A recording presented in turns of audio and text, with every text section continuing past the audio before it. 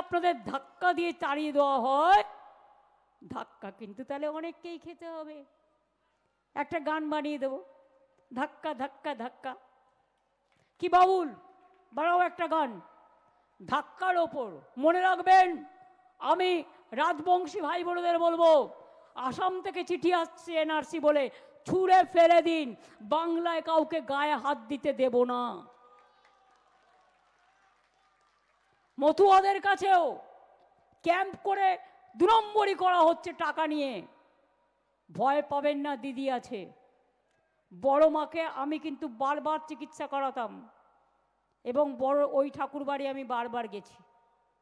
এটা মাথায় রাখবেন, ঠাকুর বাড়ির নামে শপথ করে বললাম, আপনাদের জন্য যা যা করার দরকার করব।